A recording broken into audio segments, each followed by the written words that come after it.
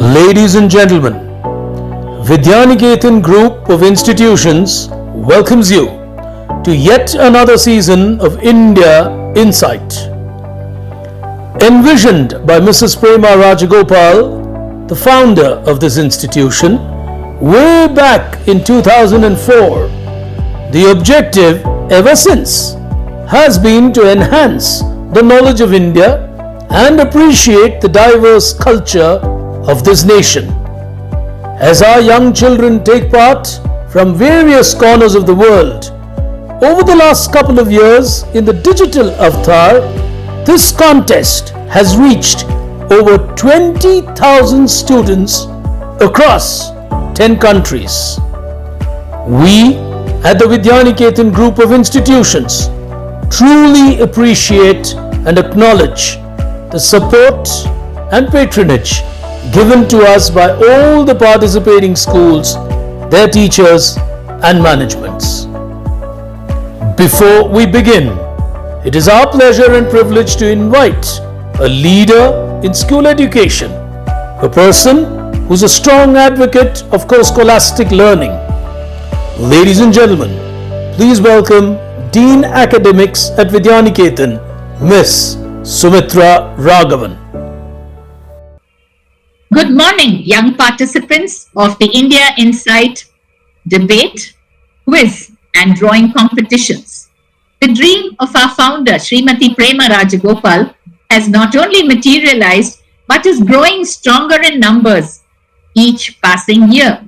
Children of today have information available to them at the click of a button. But India Insight is one set of competitions where they develop curiosity about the historical, cultural, and current facts on India. From the host institution, Vidyaniketan Public School, let me wish all you participants all the best as you move from the prelims to the grand finale. A big thank you to all the teachers who stood by their students as they prepared for these competitions, and to their heads of institutions, not only from India, but 9 other countries as well, making India Insight a truly global set of competitions. All the best and thank you. A big hello and a warm welcome to each one of you to this wonderful program. It's time for us to introduce to you your host for the program today. She is Asia's only professional quiz host, having hosted quizzes in several countries across this region. She has to her credit over 500 shows over the last couple of years, the notable ones being Tata Crucible, TCS Inquisitive, TCS Intelligim, the Union Bank Quiz, the Canara Bank Quiz, just to name a few. She is an alumnus of NITK Surathkal and was selected as 40 under 40 by Business World as people to reckon with from our country. Ladies and gentlemen, boys and girls, time for you to welcome your host, Miss Rashmi Furtado.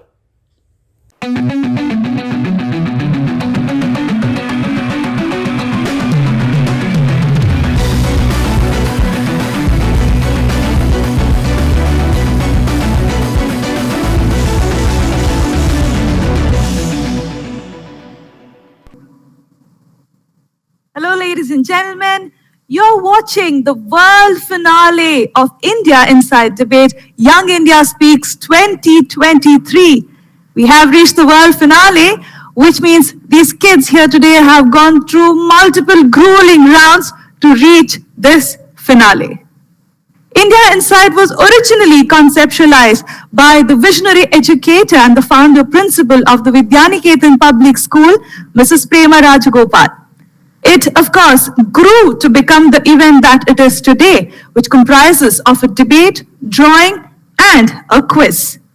In the year 2020, for its 35th anniversary, the school took this event on a digital platform, and at that point, or from then on, this event has seen participation from over 10 countries. It is the first international inter-school event to be conducted or held by a school. Today with me are 4 finalists. They have gone through multiple rounds like I mentioned earlier. I will introduce them. But before I do that, let me quickly introduce my star-studded jury here today. First up, we have Ms. Hamsini Ramurthy. She has over 2 decades of experience in the field of HR, and she's currently associated with the Ultratech group. And she's also the lady behind the Ultratech quiz. If you've heard of it, it's a great quiz for civil engineers. And our second jury member here today is Mr. Adrian Terran. He is the head of corporate brand and marketing at Tata Sons and also the man behind the Tata Crucible quiz, often referred to as the Wimbledon of quizzing. I was not lying to you when I said I have a star-studded jury here with me today. But for now, let's get into the finale of Young India Speaks. Let me introduce our finalists. Our first finalist for the day, joining us from Sunbeam School, Lahartara, Varanasi, is Bhumika Sharma.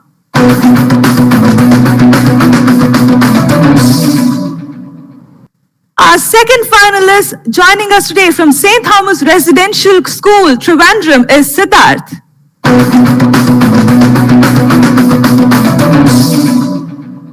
Following Siddharth is Dikshita from SPOA School and Junior College, Chennai.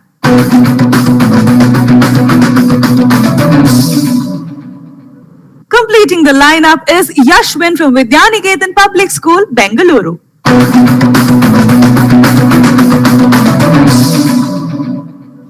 The Young India Speaks contest this year saw contestants from all over the world, but these 4 have fared well in their respective semi-final and have won each of them to reach this world finale.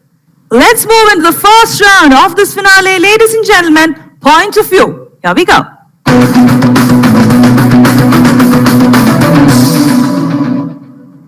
While we call it a debate, this is sort of a hybrid event, as I like to call it. Young India Speaks is probably the right or the apt title given to this event. We want to understand the perspectives and the points of views of our youth or the children of today. In this round, all of our contestants have been given an array of topics, and they will choose one topic from among, I think I have 6 topics for them, and they'll choose one among the 6.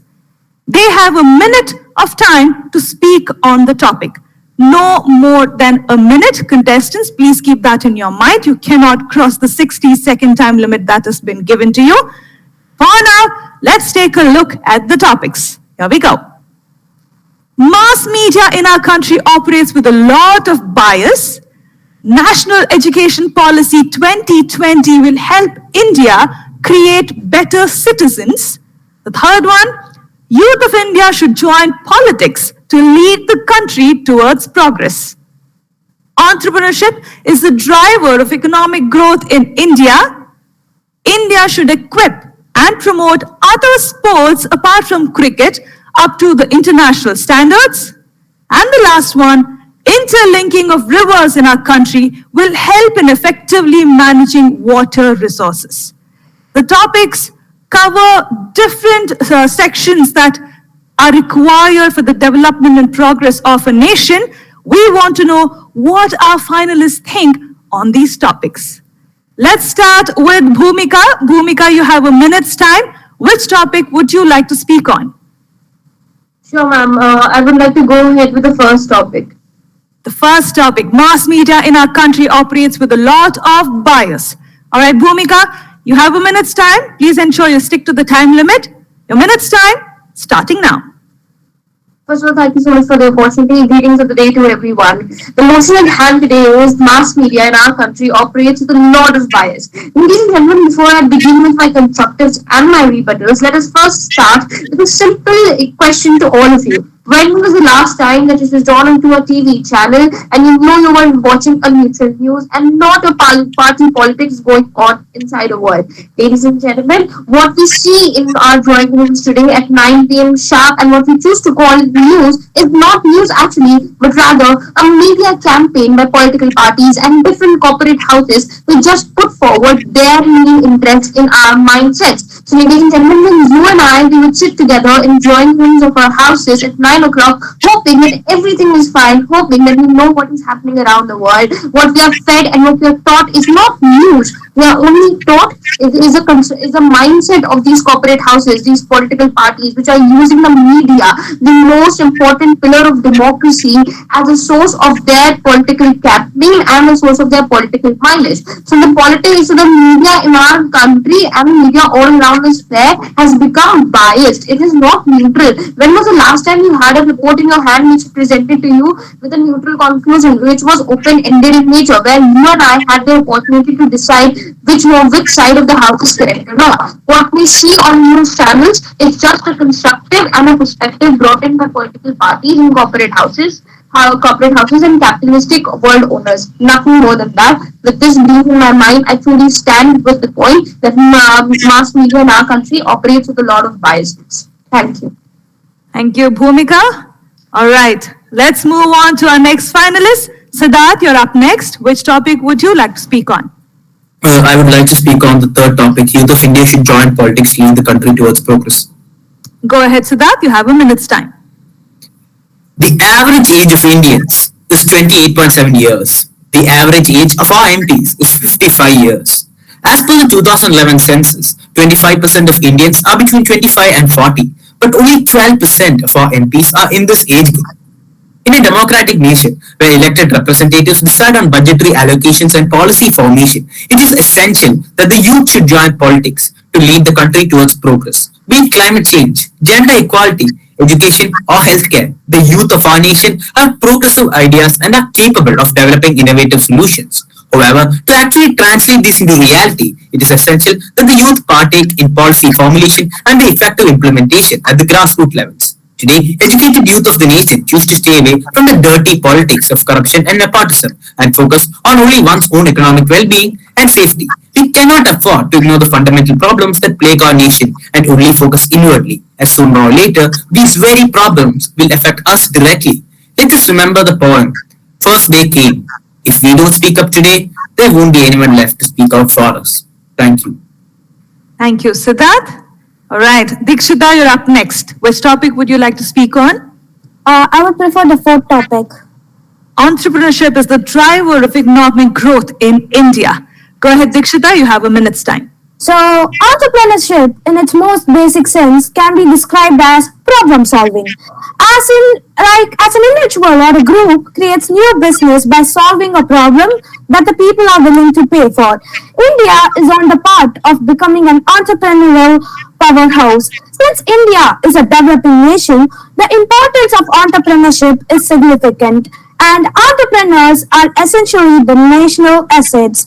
New business ventures enables the growth of new markets and the creation of fresh wealth. Most importantly, they create jobs like a national priority, which in turn gives higher incomes. This leads to greater tax revenues, which can be invested in schools, hospitals, infrastructure, and why not defense. Apart from contributing to national profit, entrepreneurs are also agents of social change.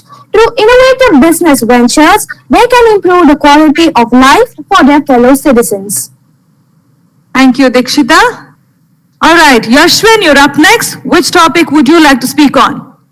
I would like to speak on the fifth topic, that is, should promote other sports than cricket. All right, India should equip and promote other sports apart from cricket up to international standards. Go ahead, Yashwin, you have a minute's time. Good afternoon, everyone, and thanks for the opportunity, ma'am. Firstly, speaking, I am an ardent cricket fan. I follow cricket more than anybody else. But on the other hand, I also follow other sports like football, hockey, and tennis, which is maybe not on as popular as cricket in India. In India, cricket is played in every gully. Gully is what we call every corner of India. You see people are either holding bat and ball. No, it's not bat and ball, a normal stick, and the ball is enough for any people to play cricket. But is it what the youth want? The youth also now there are increasing trends where people are shifting their views towards football. People see football as also an emerging content, emerging sport, and there are talks on India participating in the 2026 FIFA World Cup. And I believe this will be a great opportunity if India can make it to the FIFA World Cup. It will be a great opportunity for other sports like tennis, badminton. Badminton was another sport where India shined in both the Olympics in 2016, 2012, and even in 2021 Tokyo Olympics. This sport was always had a medal bagging opportunities for us in Olympics, and I guess the government should work on the development of other sports other than cricket, because it will surely lead to the empowerment of the youth in the country. Thank you. All right, thank you, Yashwin. Well, ladies and gentlemen, Young India does have a lot of strong points to speak on. Good to know. Actually makes me feel very happy and safe. Let's move on to the second round, heads and tails. Here we go.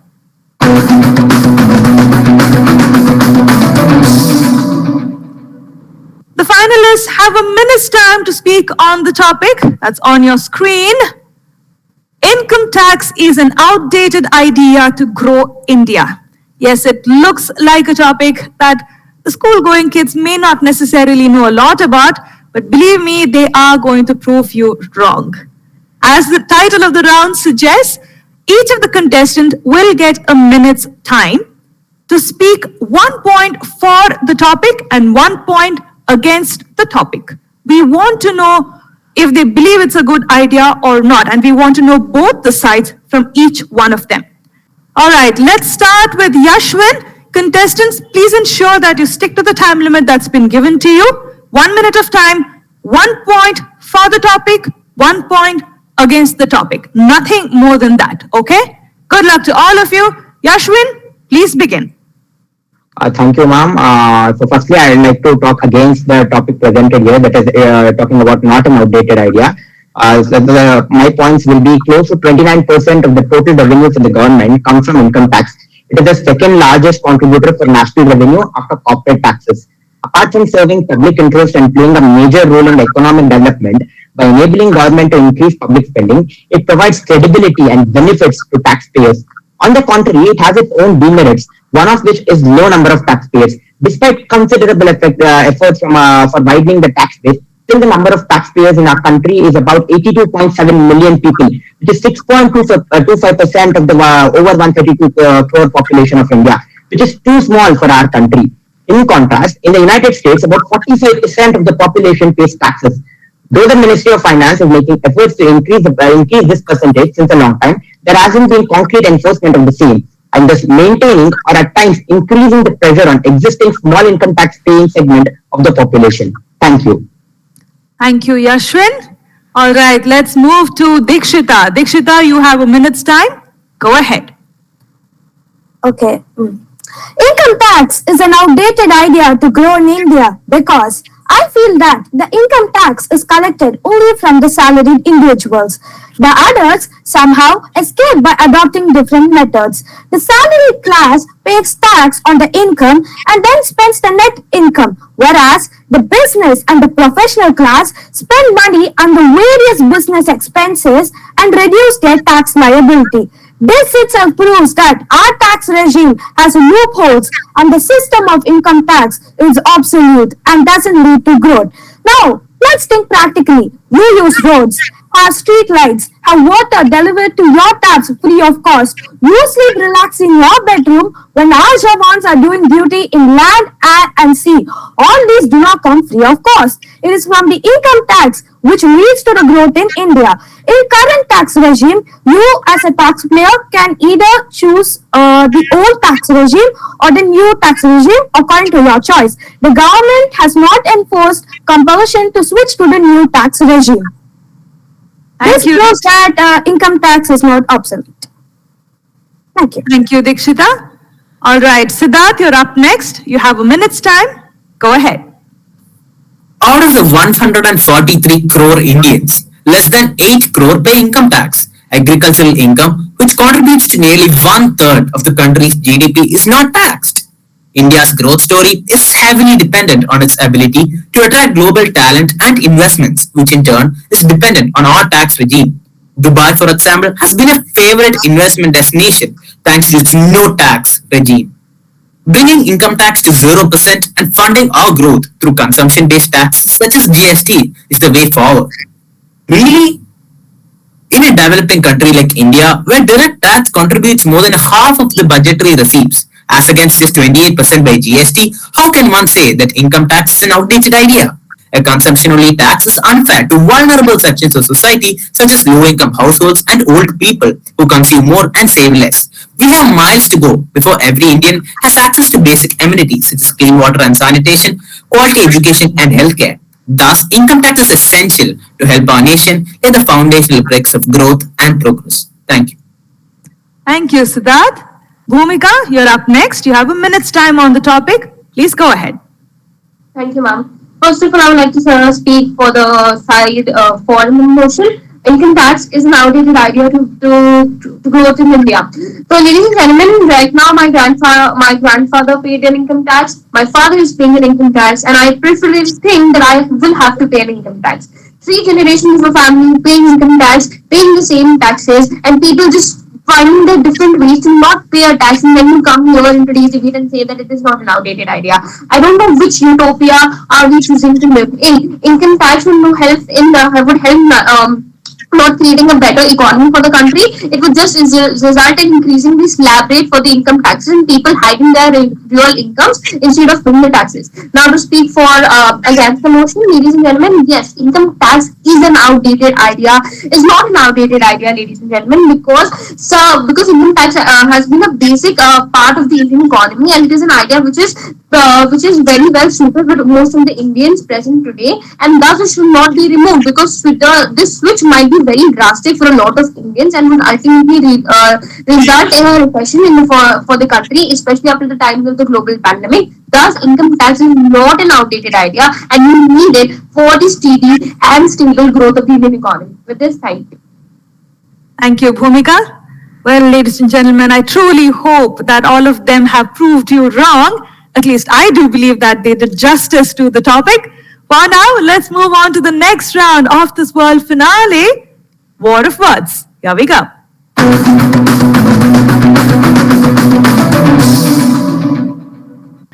Ladies and gentlemen, you have been watching the world finale of India Inside Debate, Young India Speaks 2023, brought to you by Vidyaniketan Group of Institutions. We have completed 2 rounds of this world finale already, and time for us to get into the war of words. The topic for today coming up right on your screen, Indian Railways should be privatized. Well, I think this is going to be a very interesting discussion here today, but the format is slightly different. Each of the finalists will get 1 minute's time to put forth their perspective and their views on the topic. Only a minute's time. After each of them have spoken for their minute, the remaining 6 minutes is when they will discuss or debate on the topic. There's a slight twist in this round here today from the semi-finals. Today, at the end of the discussion, the finalists have to come up with a recommendation or a decision, whatever they may want to do on the topic that has been given on the screen. All right, so if the rules are clear, let's start with the war of words. Bhumika, why don't you begin? Please stick to your minute's time. I will stop you if you go over 60 seconds. You cannot eat into each other's times. Please remember that, okay? Bhumika, you have a minute's time on the topic. Indian Railways should be privatized. I am very eager to know the views of our finalists on this topic. Bhumika, go ahead.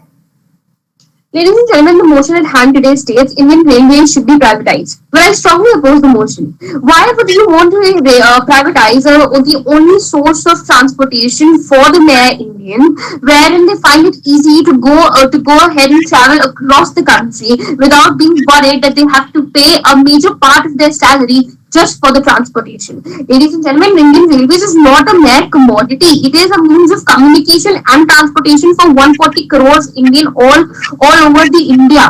So when you privatize Indian Railways, you don't only privatize a mode of communication and transportation. What you also commodify and privatize is the main essence of the government, wherein the government is meant to think for the social welfare. What you end up promoting is a capitalistic worldview. A capitalistic worldview wherein you and I, we used to socialism with small s's to capitalism with capital C's, wherein Indian Railways would not be a symbol of the unified government, but a symbol and a very glorious one of the capitalistic worldview which we at India would be promoting. And I think after the years of oppression by the colonial government, we do not want a railway system. We do not want Bhumika, you have run out of time. You have run out of time, Bhumika. I'm sorry, I have to stop you.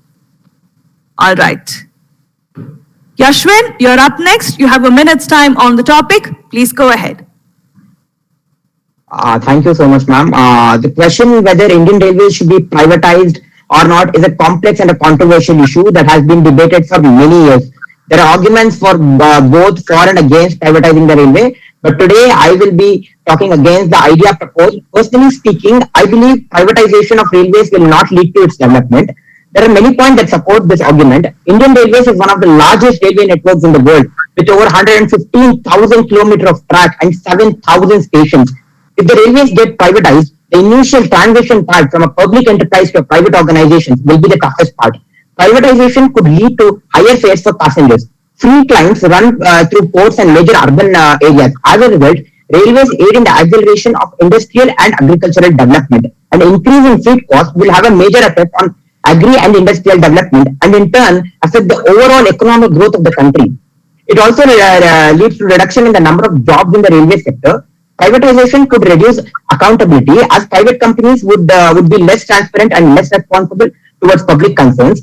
Railway system is a vital public service that should not be left to the whims of the market, and the government has a responsibility to ensure that you have run out of time. You have run out of time. Okay, ma'am. All right. Dikshita, you're up next. You have a minute's time on the topic. Go ahead. With the privatization of Indian Railways, trains are expected to bring about substantial reduction in journey time, as the time taken by such trains shall be comparable to or faster than the fastest train of Indian Railways operating in the respective route.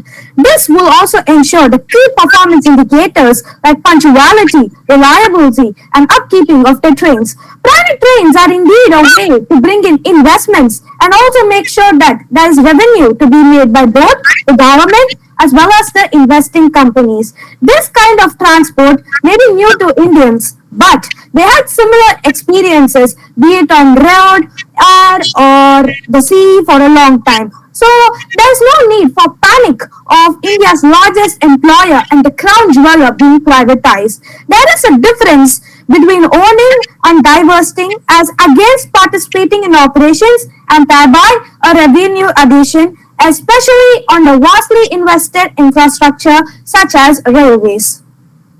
Thank you, Dikshita. All right, Siddharth, your view on the topic, and you have a minute's time. Please go ahead. The first private train in the tourism segment in India was flagged off in June last year. Today, the railways do not earn any profit by running daily passenger trains. For every rupee spent, it suffers a loss of 55 paise. It is also not able to cater to the demand, as 61 lakh waitlisted passengers could not travel last year. Privatization of railways can be the solution. The role of a government is to facilitate and regulate, not to operate and execute. In order to ensure equitable access to transport facilities, governments can mandate specific routes that should be operated, place ceilings for essential freight and passenger rates, and define safety norms that are periodically audited. By allowing the privatization of Indian Railways, we would be able to fast-track capacity augmentation and bring in world-class infrastructure and technology-based solutions to our rail operations, starting from clean toilets to seamless last-mile connectivity, not to mention good food and clean coaches during travel. Thank you. Thank you, Siddharth. Well, we know the perspective or the viewpoints or the stand they have taken. The floor is open, guys. Remember, you have to arrive at a recommendation at the end of the 6th minute. Even if you have not arrived at a recommendation, I will stop you at the end of 6th minute, okay? Keep that in your mind. The floor is open. Indian Railways should be privatized. Go ahead.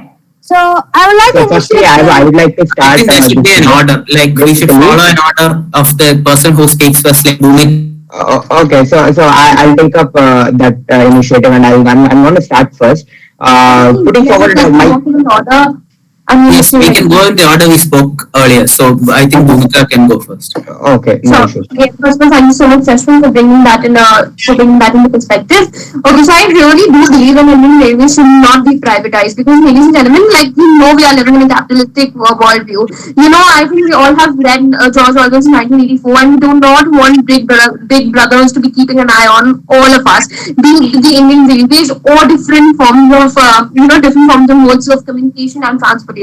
So when you privatize such an essential part of everyone's life, what you also take away from them is their freedom of movement and expression. So we do not want to prove that 2 plus 2 is equals to 5, and we do not want the Indian Railways to be a symbol of capitalistic worldview.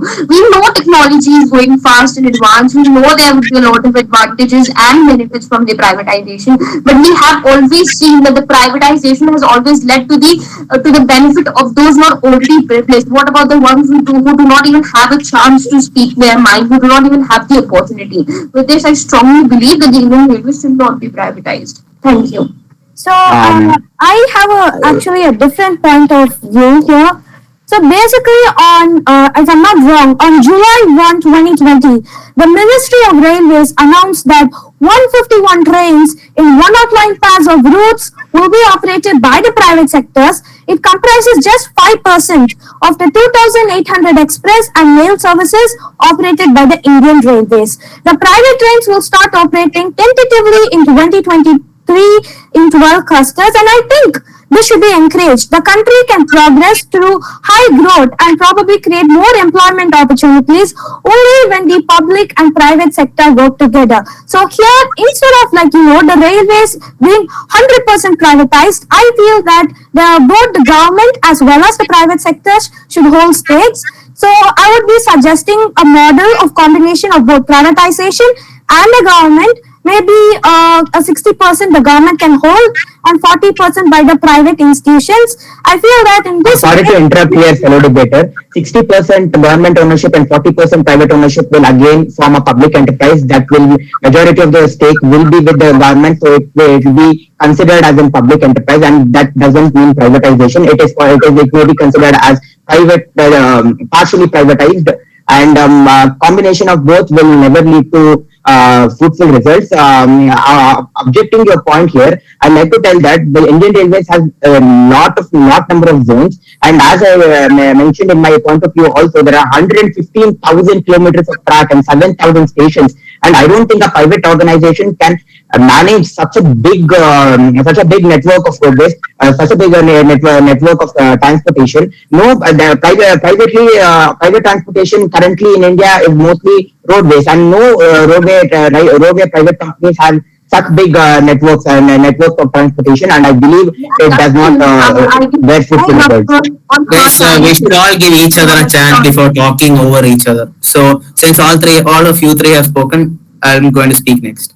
So there seems to be a misconception that privatization and capitalism is evil. This is not true. Capitalization can create a healthy competitive environment, thus improving service levels to the common man. Privatization does not mean a free for all. There will still be a government oversight on essential aspects such as pricing, route availability, and safety.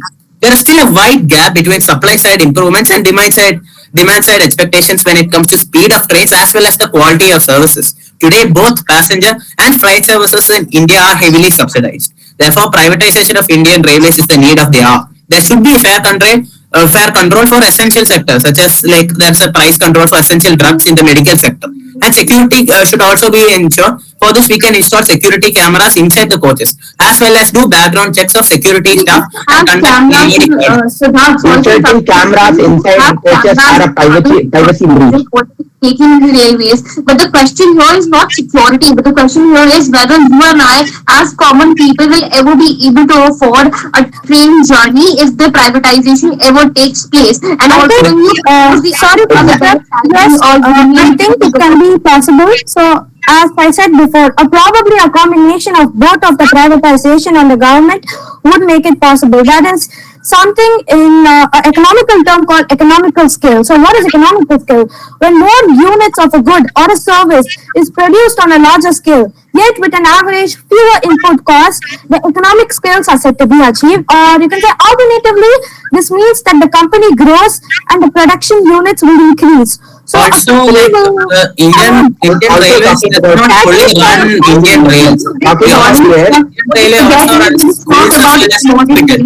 This is not a commodity. It is a source of life. It is. You see people traveling all around the country on a daily basis. You go and check out the metropolitan areas, Mumbai and Delhi. You know, Indian Railways is an essential part of everyone's life. And when you know a part of you and a part of your life has been privatized just for the sake and the mean interest of some cooperatives, you know we have lost as a country together. So what could have been done here is that we have a minute's time left. Exactly. I agree with Bhumika. It acts as a lifeline for most of the people. And my fellow debater Siddharth brought in a point where government is being the railways are running under subsidiaries. And do you think if a private company takes over, and you also mentioned in your point of view that the railways is under losses, and do you think a private company can overcome these losses without increasing the price? They will increase price. Increase price. Actually, there can be an increase in profit even without a change in price, because the Indian Railways is not only running coaches; they are also running hospitals and schools for the workers. All these can be privatized and thus increase. Majority the railway revenue comes from freight and passenger transport. Can I finish? We also need a consensus. Something which is done for the public welfare. The main goal for public welfare organizations is to do social work, not earn profit. And Indian Railways is okay. I have a question to all of you. Why do I think that if a private company is going to come, that there will be an increase in prices? It's only because the railways is currently running under losses, and the private organizations only goal is profit making. Yashwin, Bhumika, you all have run out of time. Please stop discussing. I really hope that all of you would arrive at a recommendation on your own, but that's fine. I will give each of you 30 seconds, no more than 30 seconds. I do not want any substantiation of your recommendation at all, okay? 30 seconds of time. Give me your recommendation. Bhumika, no substantiation. Please keep that at the back of your mind. Bhumika, go ahead. 30 seconds. Ma'am, my recommendation is the Indian Railways should have the major control over it. What could have been done is small areas like the food services and the sanitary services could be privatized, but the main control should be in the hands of the Indian Railways. Thank you. All right. Yashwin, go ahead. Ma'am, I will have the same recommendation that Indian Railways should not be privatized, because I strongly believe that government should have a hold on Indian Railways, because it is a lifeline for many people in the country, and privatizing it will not lead to its development, and it will be my recommendation. It shouldn't be privatized, maybe partially privatized, small sectors like small parts, goods. Run out of time. 30 seconds are up. Dikshita, go ahead. I would probably have the same recommendation of both of them. I would say that the Indian Railways can be run by the government, and probably the small sectors of the hospitals can be run by the private sector. But I do not believe that it should be completely privatized. It can be partially privatized. All right. Siddharth, go ahead. I understand that fares are the biggest concern for all of the fellow debaters here, and with private players there will be a cost control and efficiency improvement, and with good government control on prices we can have the best of both worlds. So privatization of Indian Railways with fair control is my recommendation. All right, we have recommendation from each of them as well. I really empathize with the jury here today. Time for us to move into the last round of this world finale. Ladies and gentlemen, the jury time. Here we go.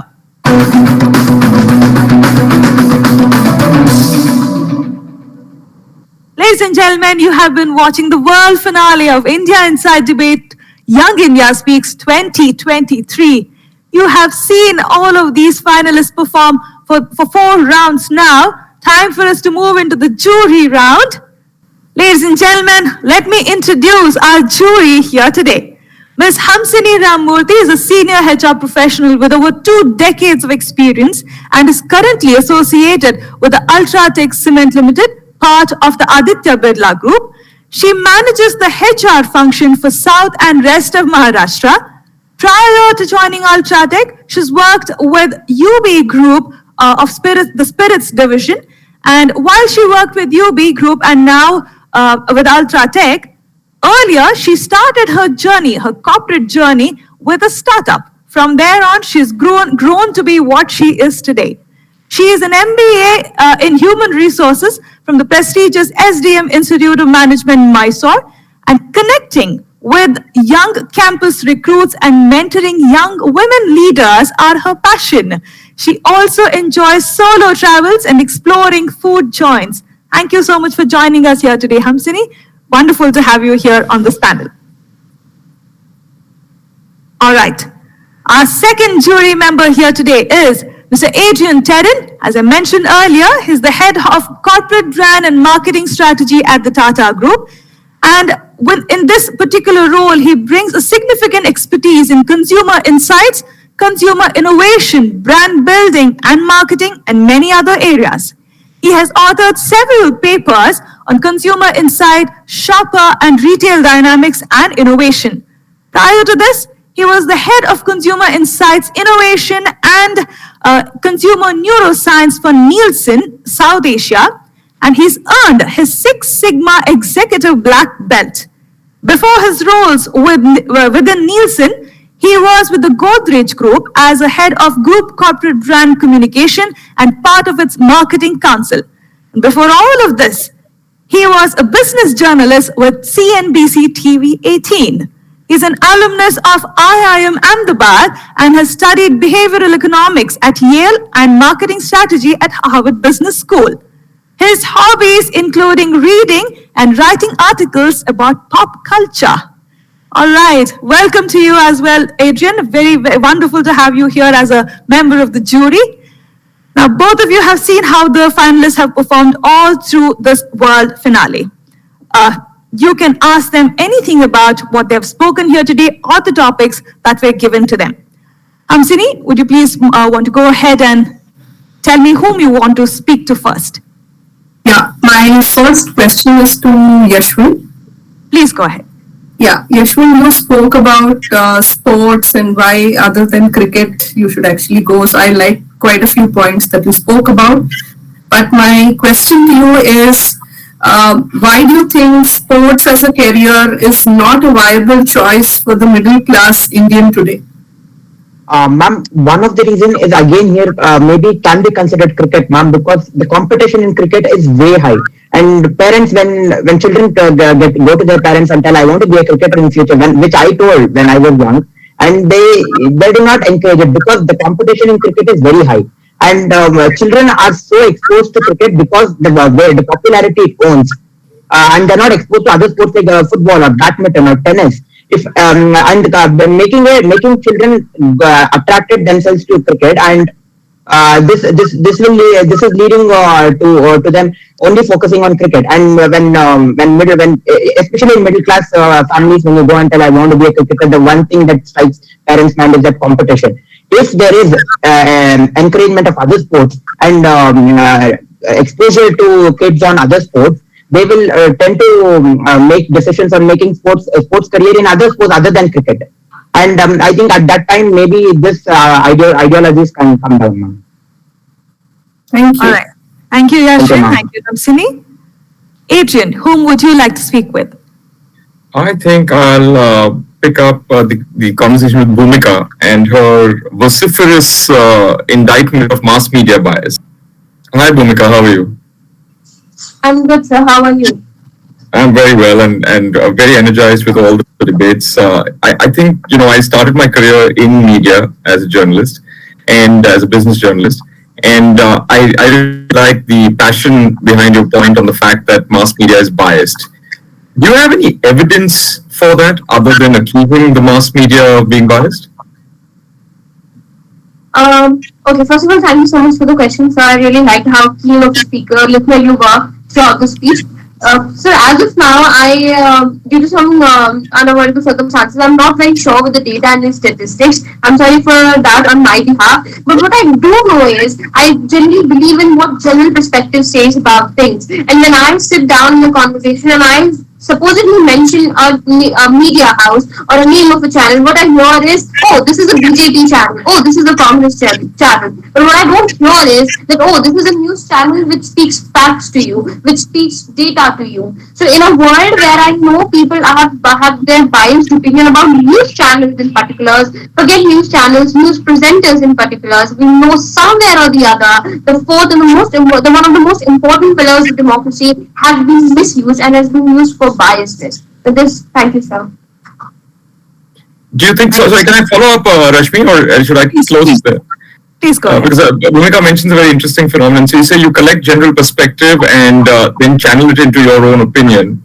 Do you think that itself may be the reason or the method to why bias is created when you listen to opinions rather than evidence? Sure, sir. Thank you for the question once again. So what I do believe is that I know that my environment could be a biased one. There could be people around me who would support one political point of view.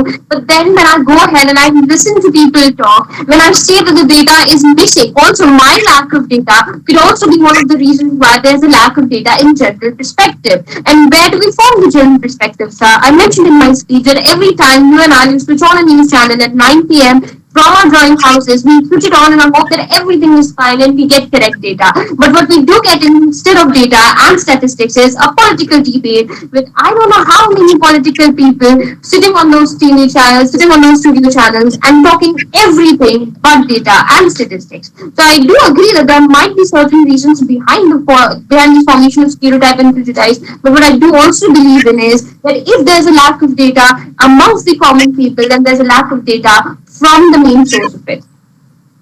Thank you, Bhumika. Thank you, Bhumika. Thank you, Adrian. Hamsini, whom would you like to speak with next? My next question is to Siddharth.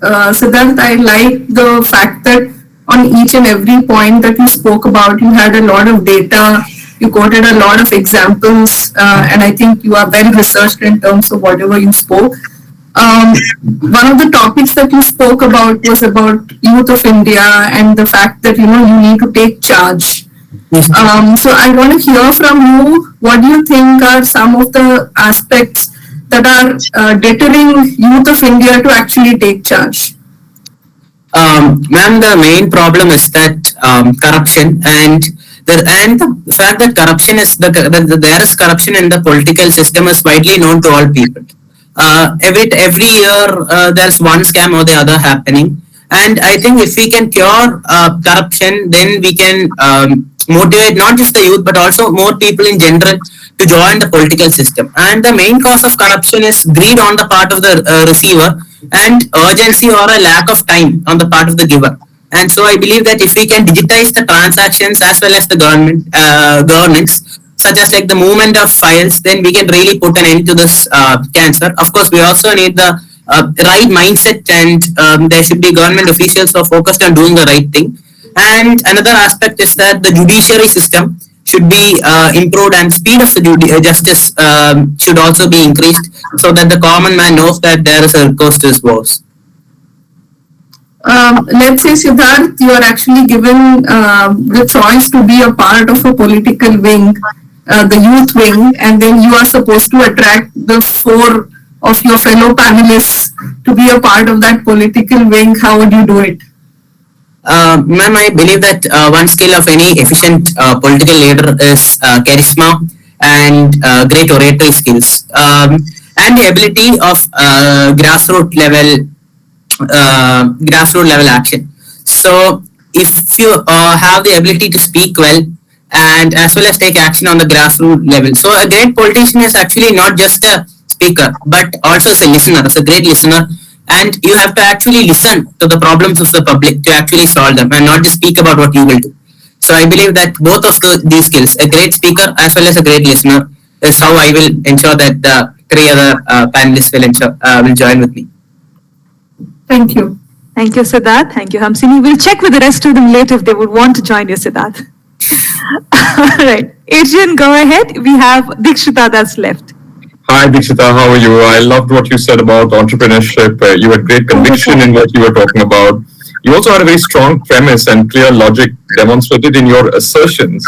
But if I were to take the reality of the situation and look at entrepreneurship in India right now, I can quote any number of statistics where there are very storied startups and entrepreneurs who are clocking up losses of anywhere from 1,000 crore to $500 million.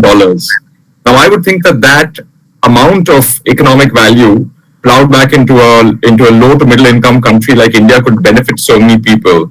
So it turns out that entrepreneurship right now actually seems quite corrosive to our social and economic goals.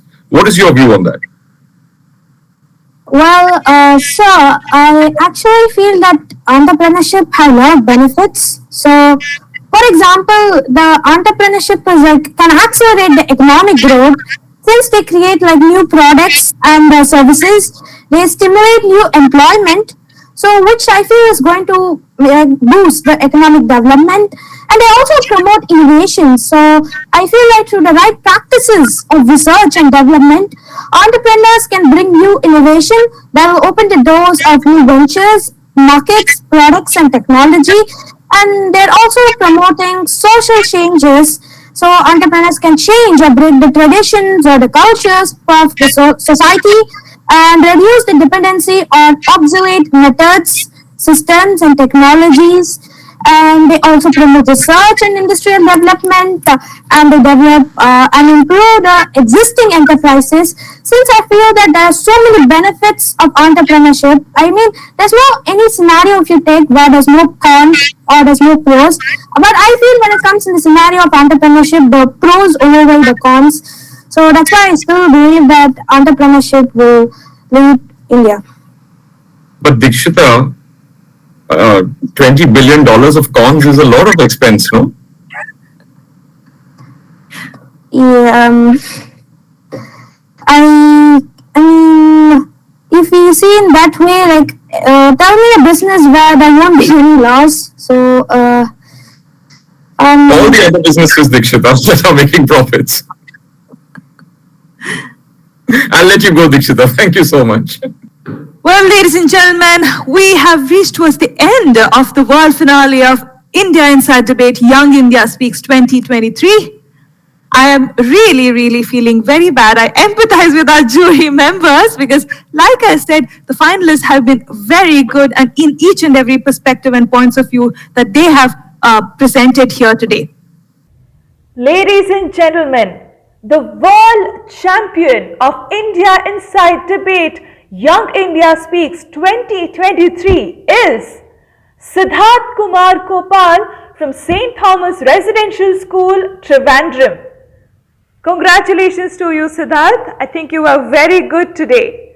I thank the jury members for being a part of this entire event, for making time and being here. I'm very sure all of our finalists have learnt a lot from them. I'm pretty sure that is going to be the case with all of them. They're nodding their heads. Ladies and gentlemen, thank you so much for being a part of this journey. Don't go anywhere. We have the quiz of India Inside coming up, and I really hope I see all of you in the quarterfinals of the India Inside quiz. You take care.